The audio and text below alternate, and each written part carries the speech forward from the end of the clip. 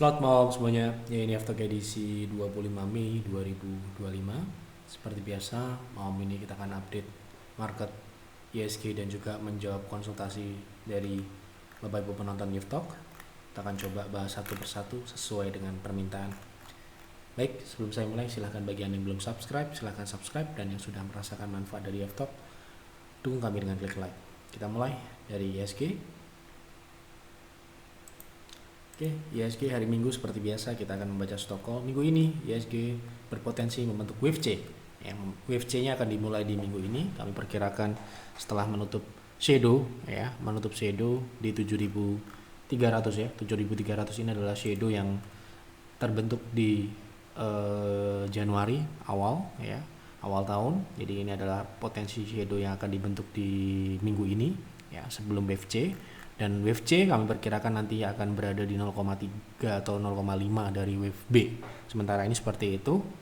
Kita lanjut ke pembahasan saham yang pertama. Oke. Malam Pak, izin bertanya, bagaimana view ISG di tengah penguatan rupiah? Oke, masih berhubungan dengan ISG ya. Jadi kita akan lihat hubungan dari pelemahan rupiah ini kita sudah pernah buatkan di Desember bersama dengan Market Outlook 2025, yang mana kita perkirakan ISG akan turun di pertengahan tahun ya, dan lebih cepat. Dan ini juga bersama dengan pelemahan rupiah ya. Saat itu kita memperkirakan target kami rupiah akan melemah di 16.869. Ini kita buat di 17 Desember 2024 ya. Kita lihat dulu apakah sudah tercapai atau belum. Oke ya, jadi kita buat di Desember ini ya, di Desember. Kemudian kita coba lihat secara target apakah sudah tercapai atau belum. Oke, jadi 16.800 sudah tercapai ya, ini ya. Jadi ini sudah tercapai dengan sempurna. Target selanjutnya rupiah akan melemah dalam jangka menengah.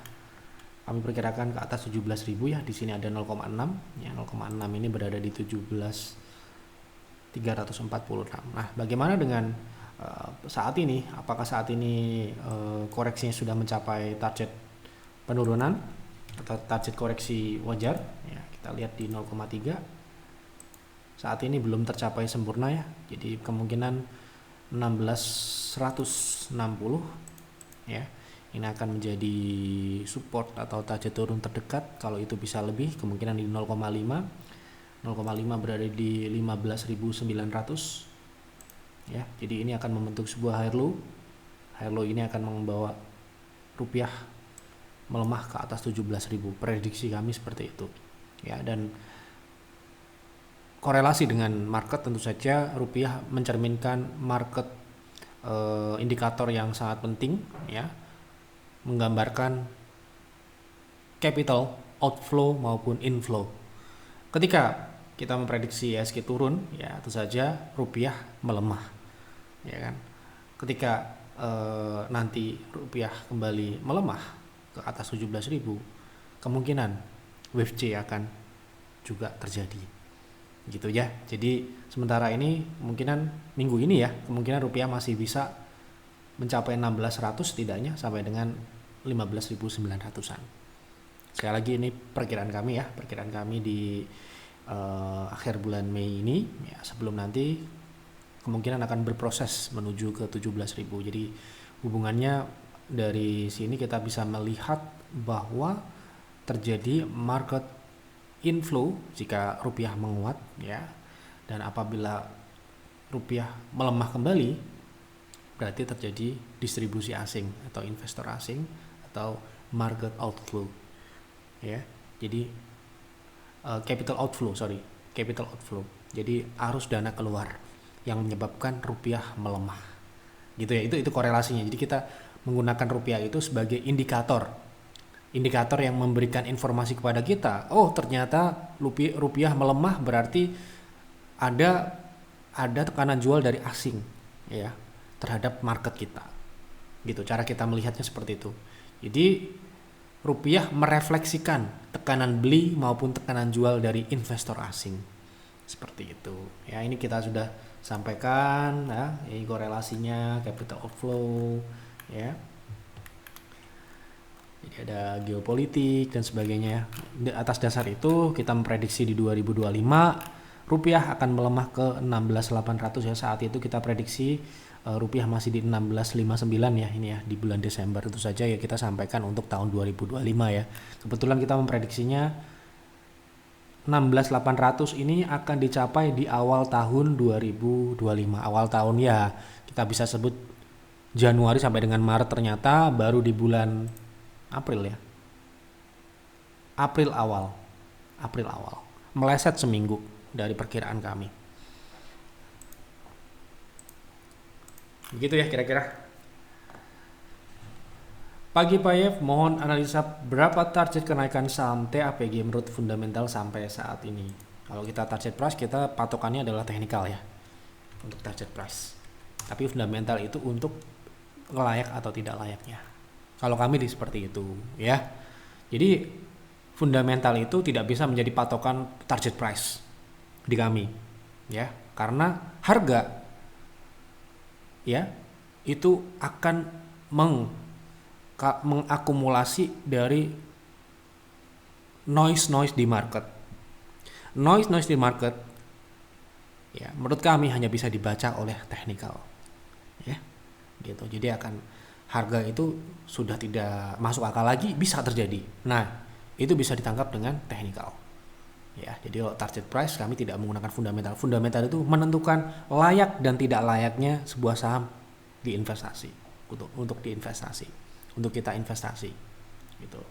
Untuk menentukan, oh ini akumulasi di harga saat ini bagus, target price-nya berapa, kita berpedoman pada technical.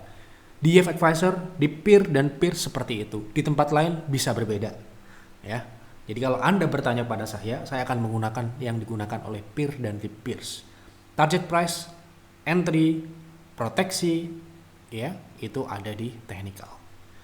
Oke, jadi TAPG untuk target price, kan ini tanyanya target price. Target kenaikan, ya kan? Tentu saja saham ini sudah hampir belum tercapai sempurna ya. Karena ini hanya shadow ya, di 1055 ini target terdekat ya. Selanjutnya best price ekstensinya di 1150 ya. Ini kita menggunakan jangka menengah ya. Kebetulan kita juga punya tapi tidak invest di saham ini. Kita trend following ya di Bull Hunter. Terus saja kita akumulasi mungkin di harga-harga yang lumayan ya baru kemarin ya, belum lama di bulan Februari ya di sini ya. Oke, kita coba tunjukkan lah. Nah ini ya. Oke, kita akumulasi di di 700 ya, di 700 ya. Sekarang harga kemarin sempat ke 1000 ya, sekarang sudah di 900. Target price nya kita coba lihat ya, kita akan mengacu pada apa yang ada di Bull Hunter ya. Target kami di 1170 ya, sampai dengan 1460. Ini jangka menengah ya. Itu jangka menengah. Jadi sudah tercapai hampir target kedua. Ya, gitu. Mengarah ke target kedua. Kira-kira begitu untuk TAPG. Lanjut ya. Mohon analisa Pak Yev untuk PGO. Apakah masih ada potensi naik? Saya punya di 1002 BV. Apakah sebaiknya dijual semua di harga sekarang? Trading ya berarti.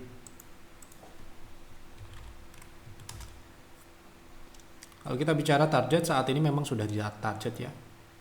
Sudah di target. Bahkan kemarin pun layanan kami di Peers ya, Peers yang investasi aja kita sudah distribusi di 1400-an ya. Di 1400, 1500. Kebetulan kemarin kita take profit tanggal 22 Mei dua saham sekaligus ya, KLB dan PGO, dua-duanya alhamdulillah profit semua ya, mempersiapkan wave C tentu saja, meningkatkan cash ya, saham-saham yang bisa dijual, yang bisa di take profit karena sudah naik ya, tentu saja kita akan take profit, salah satunya mungkin PGO. Kalau trading tentu saja ini sudah sangat tinggi ya untuk kita hold ya, kalaupun saham ini naik kemungkinan akan berada di jangka pendek di kisaran 1400-an ini ya. Ini adalah di 0,618. Jadi ini harga yang cukup bijak untuk kita take profit untuk tradingnya. Gitu. Kalau Anda modal 1000, ini untuk modal kami di peers tentu saja di bawah ya, di 800 900. Beda tentu saja dengan trading ya. Oke.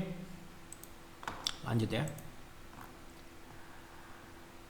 Pak, mohon analisa untuk trading SMRA beserta TP dan SL-nya ya Pak. Terima kasih. Oke. Kemarin SMRA breakout ya, tapi gagal break atau false breakout. Jadi ketika kita trading berdasarkan breakout, kemudian saham itu balik, ya kita harus cut. Di PTR kemarin kita cut dengan loss sekecil-kecil mungkin, sekecil-kecilnya sebisa mungkin. Karena kita buy on breakout ya kemarin ya. Sekarang ini kembali ke area konsolidasi, ini case ya. Jadi tidak ada kok kita misalkan trading itu hold terus menerus ya, tidak. Jadi kalau kita nilai saham tersebut sudah tidak bisa kita harapkan, kita akan keluar ya. Jadi kita sempat trading juga di SMRA ini sebagai cash ya. Ini untuk memberikan gambaran kepada calon member yang mau waiting list ya. Apakah nanti join PTR kan profit terus? Tidak. Tetapi Anda pasti akan mendapat panduan supaya risk sekecil mungkin. Ya, karena risk itu tidak bisa dinihilkan ya, tetapi bisa diminimalkan. Tentu saja dengan sistem dan teknikal yang sudah memang diukur ketika kita entry maupun kita exit dari profit ataupun exit dalam keadaan loss. Ya, gitu. Nah, ini kita case ya. Jadi kok yang dicontohin yang profit terus? Coba dong contohin trading yang rugi. Nah, kita kasih contoh ya. Kita beli saham SMRA di tanggal 20 ya, di 446. Oke, ini untuk memberikan gambaran, terutama untuk pemula itu gambarannya kan profit terus trading, enggak ya? Di PTR yang kinerjanya Anda bisa lihat jauh sekali dengan ISG itu ada loss-nya, ya, gitu. Jadi kalau Anda berekspektasi join PTR nggak ada loss, ya mohon maaf, mending jangan ya. Gitu. Jadi kalau misalkan kita trading kemarin ya di SMRA ini salah satunya buy on breakout ya, breakout di 446 ya, kita buka di time frame yang lebih ini ya. Nah ini kan sempat breakout ya, nih breakout ya, kemudian balik ya kan di 440 ya, berarti ini sudah masuk ke dalam konsolidasi, akhirnya kita sell di 440 ya. Itu 446, kita keluar di itu 2%. Sorry, bukan 2%. 1%, maaf. 1%. Loh, katanya loss-nya maksimal 5%, maksimal. Jadi kalau bisa loss 0, sekian persen, ya kita akan cut 0, sekian persen itu. Kalau kita sudah memperkirakan, oh ini akan 5% loss-nya, kita akan jual secepat mungkin, seminimal mungkin. Makanya kenapa member private trading room harus siap mengeksekusi kapanpun ada instruksi, baik itu instruksi take profit dan juga stop loss ya. Makanya ya kalau kita join ya, kita harus tahu, oh ini layanan ini harus mengharuskan kita dimonitor terus. Ya, ini beda dengan Bulls Hunter ya. Bulls Hunter nggak seperti ini ya.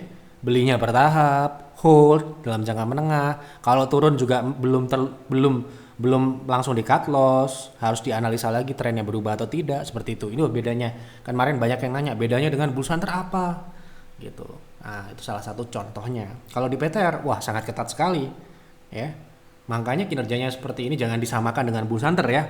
Bulls Hunter itu kan istilahnya effortnya lebih rendah ya, tingkat stresnya juga lebih rendah ya, gitu. Karena ya waktu yang dicurahkan untuk bersama private trading itu jauh lebih besar ya. Selain lebih mahal ya biaya membershipnya, PTR menuntut membernya harus bisa mengikuti setiap saat gitu loh ya.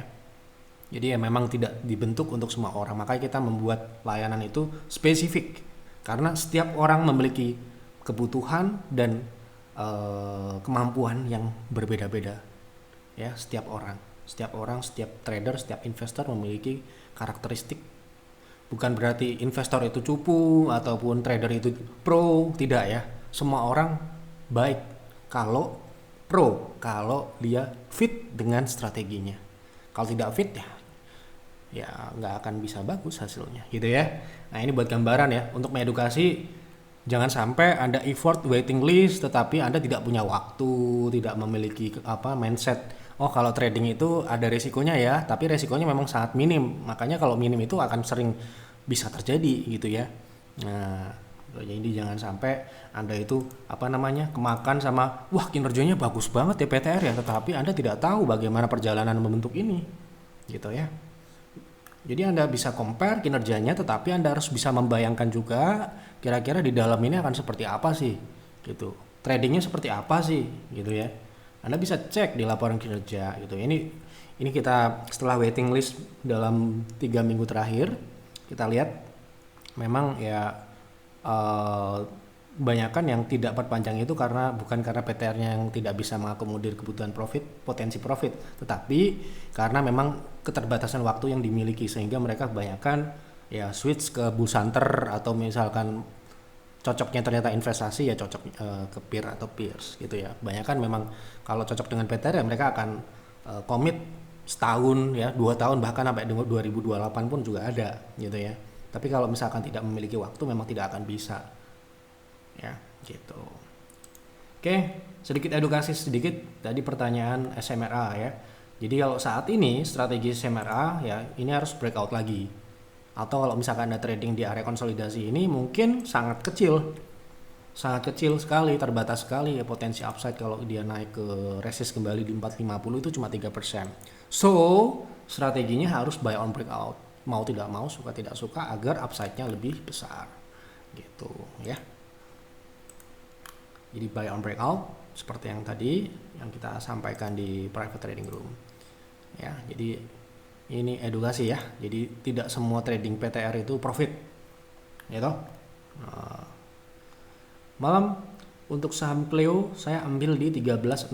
Apakah best price nya untuk trading? Kita lihat.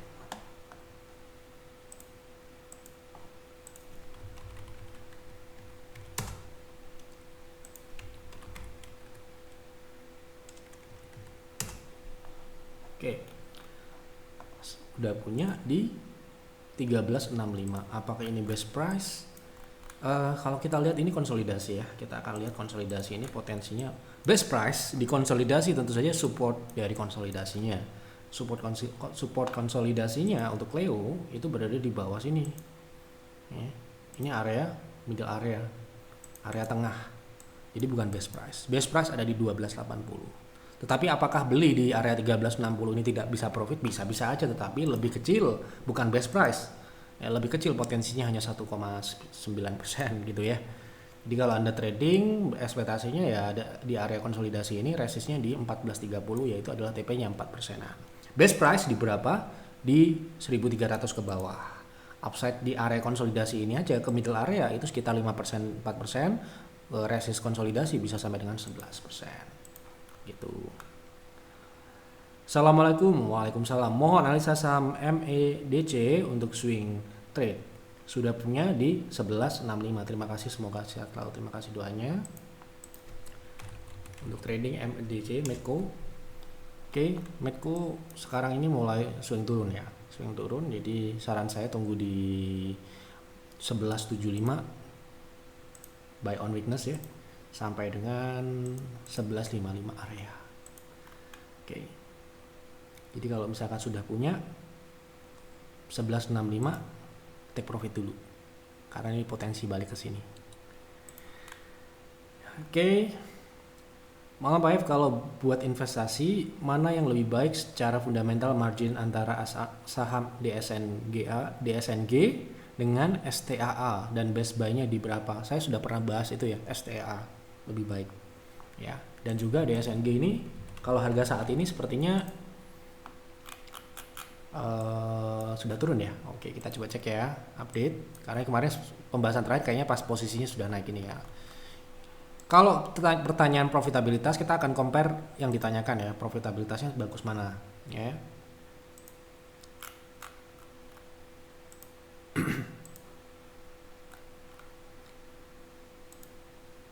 Oke.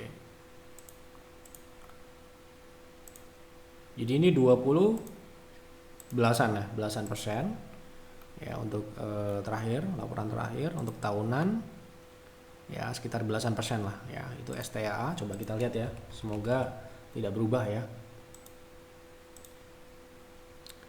STA belum naik ya, itu perlu dicatat ya.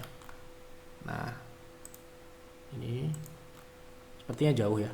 Kalau masalah profitabilitas sudah pernah saya bahas ya terkait itu. Nah ini ya, selain jauh di atas secara profitabilitas, kedua harga saham belum naik, ketiga dia improve. Ketika profitabilitas itu improve itu seperti apa toh? Misalkan biasanya cuma belasan, terus jadi puluhan, ya, 20, 30, misalkan 40. Nah berarti itu ada perubahan profitabilitas yang signifikan dan itu positif sekali untuk profitabilitasnya. Gitu. Jadi ya dengan sangat mudah ya saya pilih STA, belum naik sahamnya, secara profitabilitasnya jauh sekali, jauh ya, beda 10% itu jauh sekali ya. Jadi ya no hard feeling ya. Jadi langsung bisa dikatakan kita simpulkan nggak pakai ribet ya, STA sebagai pilihan ya, karena harga sahamnya paling pertama tentu saja fundamental, kedua harga sahamnya belum naik. Itu udah secara otomatis ya yang terpilih STA. Kalau misalkan kita melakukan screening, itu kan kita membuat sebuah peringkat ya, peringkat 1, 2, 3. Nah itu peringkat-peringkat itu dibentuk dari fundamental dan teknikal. Fundamental yang pertama adalah syarat utama ya, tadi kan ada yang nanya kalau investasi itu yang dilihat adalah fundamentalnya dulu. Kedua kita cek teknikalnya. Kalau teknikalnya harga saham sudah naik, otomatis tereliminasi secara otomatis gitu.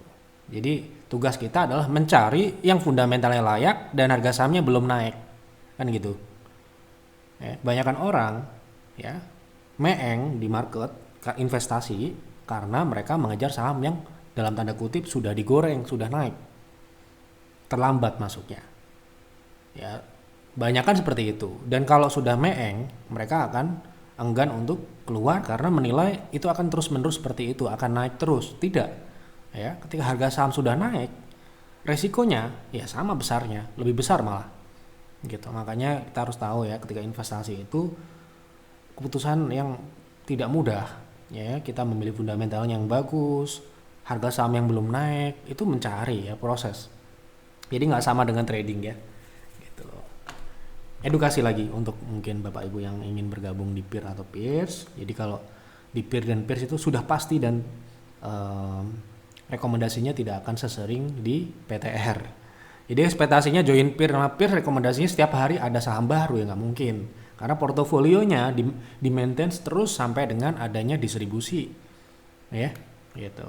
Jadi Anda dipandu beli, hold sampai dengan jual. Di kami seperti itu, semua layanan ya. Jadi nggak ada direkomendasi kemudian dilupakan ya, nggak. Oke. Malam Pak ya, mohon bahas saham Cleo untuk investasi. Apakah bagus? Bagus, tetapi sudah naik. Cleo ini sudah naik ya.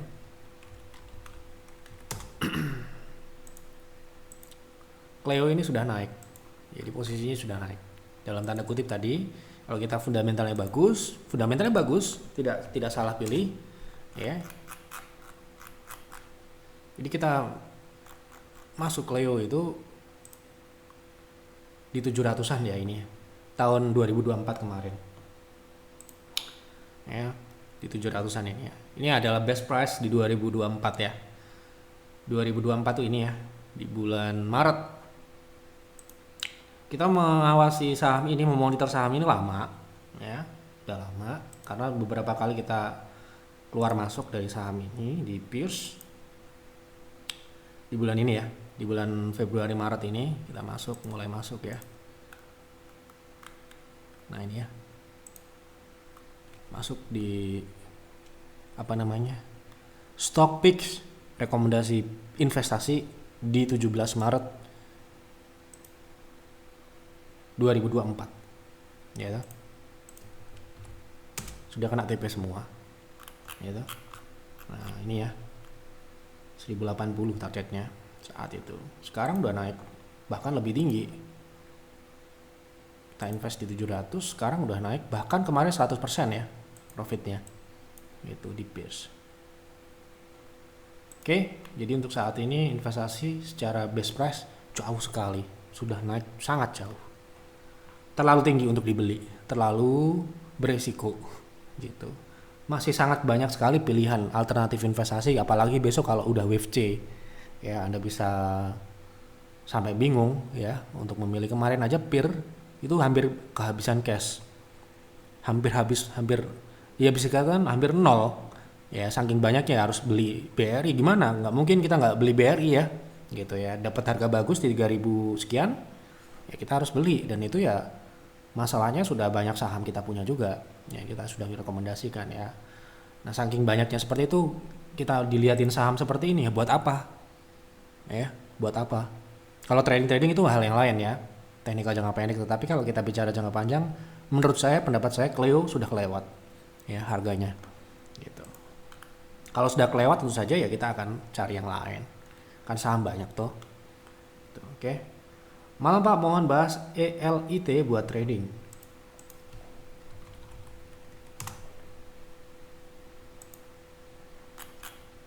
Ini juga masih belum ya, sepertinya masih berpotensi menguji support 180-70-an ya di sini ya. Jadi kalau belum rebound ya sebaiknya tunggu aja, karena ini volumenya juga sedikit mengalami penurunan ya.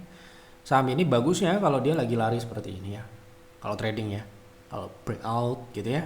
Nah dengan volume yang besar Anda bisa ikutin saham ini karena dia agresif ya, agresif gitu. Jadi kalau breakout ikut ya. Kuncinya adalah sabar memantau ya. Kapan breakoutnya tentu saja ya saya tidak bisa bilang gitu ya. Nah, kalau sudah breakout misalkan di atas 200 gitu ya, Anda bisa ikutin. Karena ini potensi jangka menengah panjangnya harusnya bisa ke 300. Ada shadow di sini ya, bahkan lebih untuk elit. Oke. Tolong bahas saham RAJA TP12 SL-nya jika masuk di harga sekarang. Sehat selalu dan sukses channelnya. Terima kasih doanya. Oke.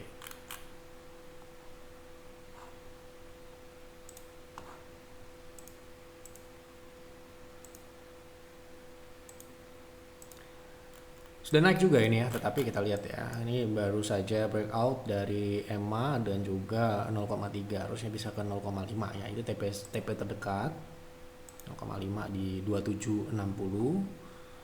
Kemudian TP kedua tentu saja di neckline double top ya. Ini di 3080, 3060, di atas 3000 ya TP selanjutnya. Nih. Oke. Kalau nggak salah kemarin kita juga trading kok di saham ini, tapi ya tentu saja tidak di harga sekarang ya. Harga sekarang ya udah agak tinggi ya. Mari kita trading di PTR ya. Di PTR tentu saja. Nggak mungkin trading di PIR atau Pierce. Kita beli di 2100 nih. Ya. Sekarang ya udah jauh ya kalau mau beli. Gitu. Trading pun juga harus diukur ya. Jangan sampai ya kan, kita memiliki batasan resiko, kita maksa masuk di saham yang sudah naik dan resikonya sudah jauh di atas proteksi yang kita harus tetap harus kita batasin ya. Jadi trading itu resiko itu diukur ya. Kebanyakan trader asal beli, yang dilihat hanya potensi profit, mohon maaf. Jadi seperti itu bisa menyebabkan apa? Nyangkut. Ya. Kenapa kok nyangkut? Mindsetnya seperti ini. TP-nya belum kena, sahamnya turun nggak apa-apa lah. Ternyata semakin turun tanpa mengetahui batasan resiko. Saya lihat Raja di Yeftok potensi naik ke 3.000. Saya beli di 2.600. Ternyata besok atau beberapa hari ke depan sahamnya nggak naik, malah turun ya ke 2.400 dulu ya, sampai ke bawah lagi ya. Gitu. Kita lihat TP-nya bagus, tetapi risk-nya jangan lupa ya. Kalau baru mau masuk ini loh ya. Karena saya nggak mau orang lihat hanya menelan TP-nya tinggi, potensinya naiknya besar, kemudian beli gitu aja. Itu yang saya nggak mau. Ya. Jadi harus dilihat juga dari sisi risikonya ya. Gitu. SL-nya kalau Anda beli sekarang ya, tentu saja ini nggak bisa kecil karena ini sudah naik ya. Risikonya sudah sekitar 9%. Kenapa? Kalau dia balik ke 2350 ini kan support yang belum dibentuk ya. Kemungkinan bisa di retest. Jadi baiknya kalau Anda mungkin belum beli, buy on weakness di 2460 dengan stop loss di 2310 dengan TP yang sama. Ya, gitu. Mau bertanya untuk swing trading saham ADHI dan PTPP enaknya di berapa, TP dan SL-nya berapa? Terima kasih Pak, semoga sehat selalu. Oke, salah satu ya. Yang pertama disebut ADI. Oke.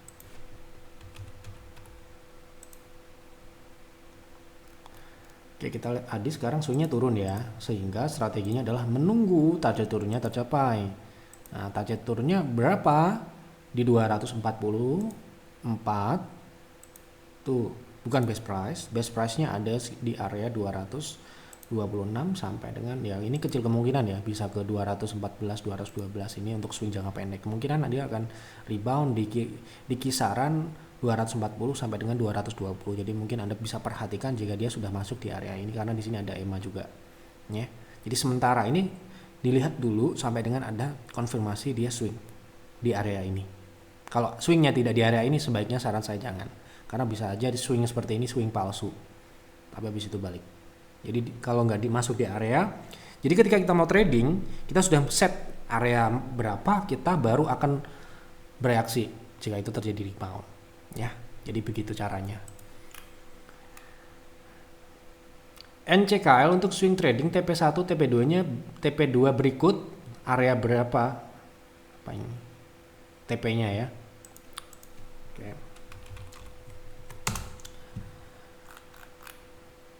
Baik, kita coba lihat ya dari potensi swing jangka pendek untuk NCKL. Sebenarnya sekarang sudah di TP terdekat, TP selanjutnya ya, maksudnya mungkin di 805 sampai dengan 875 itu TP1 dan TP2-nya. Mau analisa JPFA dan BTPS untuk trading berapa best price SL TP-nya? Terima kasih, sehat selalu Pak If dan keluarga, terima kasih doanya. JPFA ya untuk trading best price. Mari kita sudah bahas ya, best price di 15.15 tuh untuk trading, jadi tunggu dulu di sini ya. Oke, jadi TP dan SL-nya nanti bisa ditanyakan lagi kalau sudah mencapai area tersebut. Malam Pak F, tolong bahas technical AVIA untuk trend following. Apakah saat ini sudah mematahkan downtrend dan cocok untuk trend following? Terima kasih Pak. Oke, pertanyaannya cukup bagus. Berarti sudah paham trend following itu seperti apa. Ya, oke, kita lihat ya. Trennya sudah patah apa belum? Kita lihat di jangka menengah. Ya toh. Namanya trend following di kami itu jangka menengah ya. Jadi time frame minimalnya adalah weekly. Jadi di weekly memang belum ya. Jadi harus menunggu dulu, paling tidak kita lihat dulu secara Fibo, paling tidak harus naik di atas 488. Dan tidak hanya naik ya, harus membentuk dulu high low. Jadi naik kemudian tunggu turunnya. Nah, turunnya inilah yang menentukan. Gitu. Kalau dia turunnya di 0,3 sampai dengan 0,6, Anda bisa akumulasi. Karena cara entry di trend following adalah beli bertahap. Maaf Pak, mau bertanya, apakah saham BKSL ada kemungkinan naik di atas 120 dalam waktu dekat? Oke. Sepertinya ini sudah mulai koreksi ya dalam jangka pendek. Oke, sekarang sedang menguji, sepertinya ini 0,3 ya, 0,3. Nah, 0,3 di sini ya. Jadi sepertinya jangka pendek akan ada turun terlebih dahulu ya di 100 pas. di 100 ini ya. Apakah akan naik ke 120? Sepertinya masih berpotensi ya, karena ini koreksi wajar ya. Nanti kan ada ekstensi ya, bahkan lebih ya harusnya. Kalau kita lihat dari polanya sih seharusnya ini paling tidak dia akan turun dulu di sini beberapa waktu, mungkin 1 minggu 2 minggu ya, seperti ini ya koreksinya. Tapi ini koreksinya lebih agresif. Kalau ini koreksinya sepertinya akan lebih moderat. Kenapa begitu? Karena biasanya setelah di 0,6 biasanya 0,3 adalah koreksinya. 0,3 ini sekarang berada di 100. Jadi kalau dia 100 dia bertahan, 120 ini harusnya besar kemungkinan akan tercapai ya, bahkan bisa lebih ke atas ini. Tetapi kalau ternyata tembus atau turun ke 0,6 sebagai base price di 85 ya, berarti nanti dia akan koreksi ABC. B itu akan berada di 0,3 dari wave A gitu. Salam sehat selalu untuk Pak F dan tim, terima kasih. Mohon dibantu analisa trading untuk ULTJ, estimasi bottomnya di berapa serta TP dan SL-nya. Oke. ULTJ bottomnya berapa, atau best price atau penurunan paling maksimal gitu ya, kira-kira yang bisa terjadi secara teknikal. Oke. Baik, sepertinya ini akan mengarah ke 1200-an. Ini ada cukup kuat ya, support kuat di 1200 sampai dengan area ya 1155. Kemungkinan akan berada di sana. Bisa ditunggu. Assalamualaikum. Waalaikumsalam. Semoga sehat dan sukses selalu untuk Pak Yef dan tim serta seluruh pemirsa channel ini. Mohon analisa untuk trend following saham PRDA. Terima kasih Pak Yef. Oke, kita lihat PRDA apakah sudah trend atau belum gitu ya.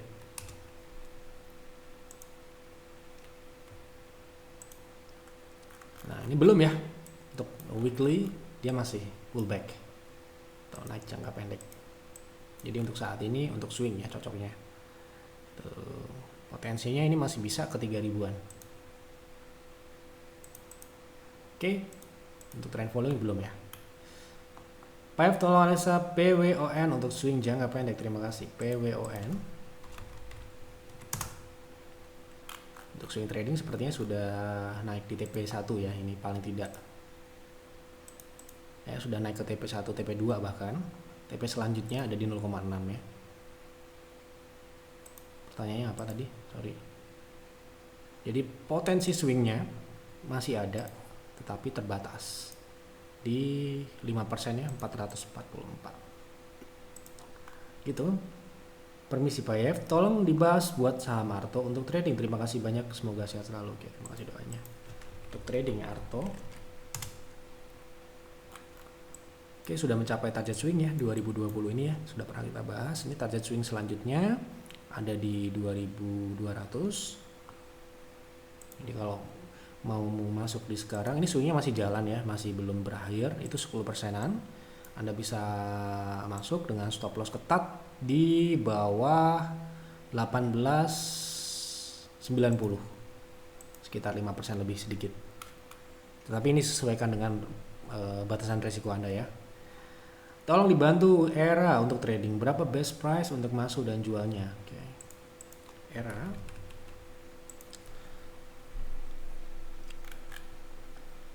oke, sepertinya ini juga sudah naik dan masih akan naik ya, karena ini ada pola lanjutan naik.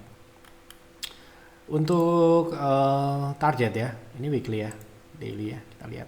Nah ini ya, ekstensi masih ada potensi ke 600-an, 605. Kalau untuk trading masuk sekarang agak tinggi ya, harus nunggu koreksi lagi di 550 sampai dengan 540. Stop loss di 515, tuh target di 585, kedua di 605.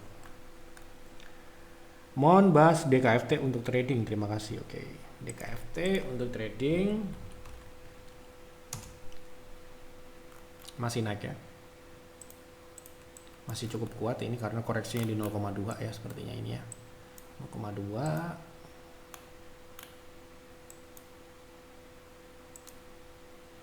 Ya 0,2 sampai hafal ya 0,2. Jadi kalau kita lihat di sini harusnya ini koreksi yang sangat wajar, dan ini masih proses lanjutan karena biasanya koreksi itu 0,3. Berarti kalau koreksi hanya di 0,2 berarti sangat kuat sekali akselerasinya. seharusnya masih ada potensi swing naik di 416 dan ekstensi selanjutnya karena biasanya 0,2 koreksinya ini nanti akan menjadi 0,3 sampai dengan 458. Coba kita lihat di 458 perkiraan kami ini akan berada di 0,3. Nah ya gitu. Jadi ini sepertinya swing naiknya ini masih akan naik di 400 lanjut ke 420 sampai dengan 460. Berikutnya bahas saham MINA untuk trading, berapa best price dan SLTP-nya. Sehat selalu Pak Yef, terima kasih doanya. Mina Trading. Sekarang ini belum ya, sepertinya ini masih konsolidasi dengan volume yang juga sepi, ya transaksinya sepi gitu ya. Agar ruang geraknya ini lebih menarik ya, mungkin ini karena swingnya masih turun dan ini sedang menguji support ya. Kita khawatir ini akan tembus ke bawah.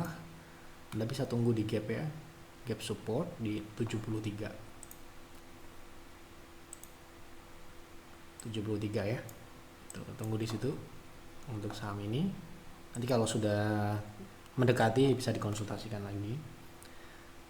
Assalamualaikum warahmatullahi wabarakatuh. Waalaikumsalam. Semoga sehat selalu Pak ya. Saya ingin bertanya kapan BNI bisa dikatakan mulai uptrend? Kapan ini bukan waktu, tetapi seperti apa teknikalnya gitu ya. BBNI, kalau waktu saya nggak tahu. Oke, uptrendnya ini juga uptrend apa? Uptrend jangka pendek, menengah, panjang ini karena berbeda cara ngelihat trennya. Kalau tren jangka panjang, kita menggunakan monthly, gitu. Masih uptrend sampai dengan saat ini. Yang menjadi downtrend adalah jangka menengahnya. Jadi kira-kira mungkin saya perkirakan pertanyaan ini sifatnya jangka menengah ya. Oke, kita coba lihat di weekly ya. Coba. Nah, ini ya. Seperti ini, ya toh.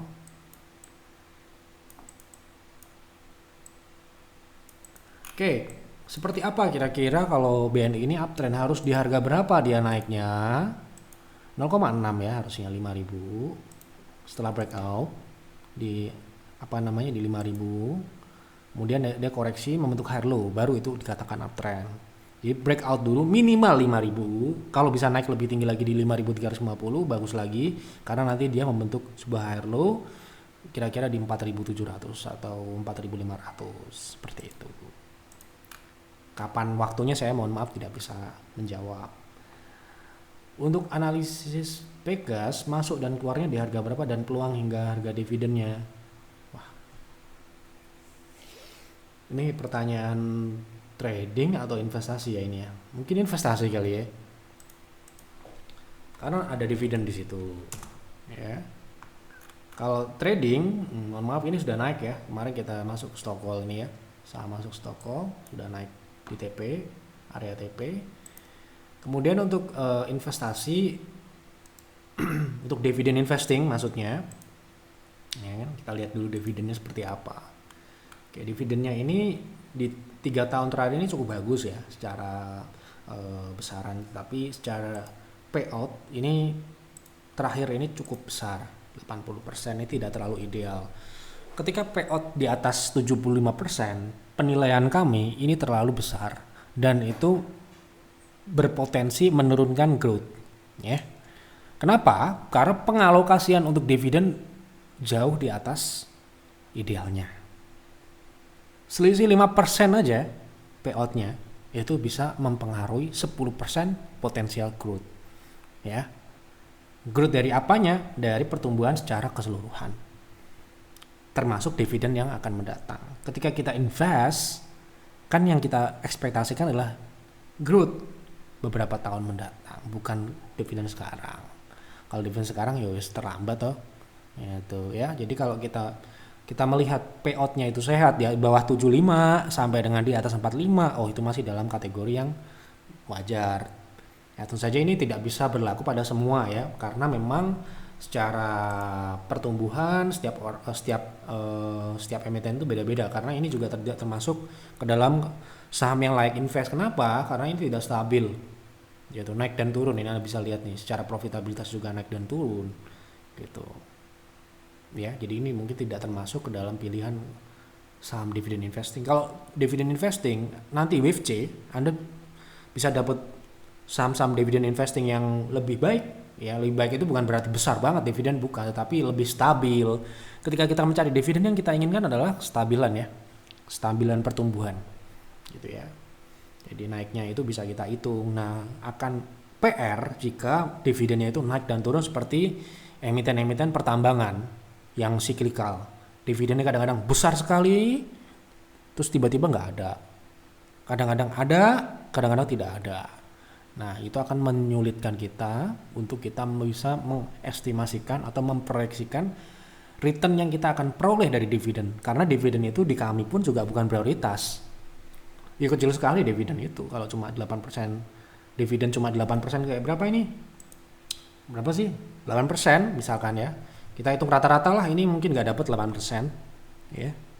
8% itu nggak usah ngambil saham, Anda ambil RDPT aja resikonya jauh lebih rendah. Bahkan hampir tidak ada resiko gitu ya. RDPT yang sekarang ini yang hampir kayak seperti RDPU performance-nya itu banyak kasih return plus promo biasanya bisa sampai 9%. Buat apa Anda mengambil resiko yang lebih besar di saham kalau hanya mencari dividen? Makanya kalau kemarin ada yang tanya kenapa BRI baru dibeli di 3.300, karena returnnya dari dividen itu sudah melebihi dari aset-aset yang lebih aman di bawahnya.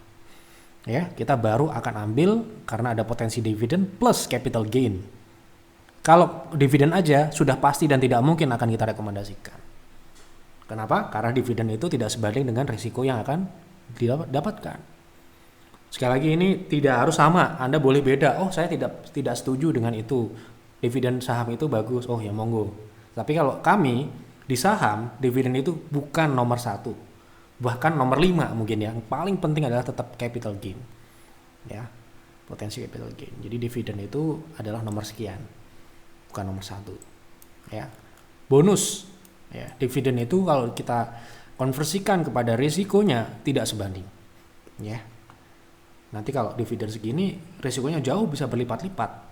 Nah, itu yang tidak bisa kita jadikan pilihan utama ya di dalam memilih sebuah saham layak invest atau tidak. Gitu. Apalagi kalau misalkan karakteristik dari saham tersebut tidak stabil secara performance-nya, gitu, itu akan lebih menyulitkan. Ya mending trading aja, gitu. Oke. Boleh tolong analisa BRPT dan PTRO, analisa apa? Trading, investasi, teknikal, fundamental, silahkan dikoreksi. Mau analisa saham GPRA untuk investasi, terima kasih, sehat selalu. GPRA sudah naik ya, sudah di TP, di PIR kemarin kita juga sempat jualan ya. Yang jelas ini sudah naik ya. Kalau beli ya kemarin-kemarin. Nah, kita buka ya. Ini sudah terlambat ya kalau masuk sekarang. Kalau Anda masuk sekarang, kemungkinan besar Anda membeli saham-saham peers. Ya. Gitu. Kita kemarin jual di 130 ke atas. Gitu. 130 ke atas. Kalau untuk investasi, carilah saham yang fundamentalnya bagus dan belum naik ya gitu. Jadi kalau sudah naik yo jangan ya gitu. Ini kan sudah naik, ini udah lama kita beli ya, termasuk sangat lama, mungkin tahun kemarin, beberapa tahun yang lalu kita masuk saham ini ya. Bahkan kita sudah beberapa kali dapat dividen, tapi walaupun dividen itu bukan kita ya istilahnya kita cari gitu ya, di 93 bahkan ya, nih 96 2023 kita beli, udah lama, sempat turun juga kemarin, ya, gitu. Kemarin kita mulai distribusi di atas 110, terakhir kemarin kita jual lagi di 130, ya, gitu. Kita mulai jualan.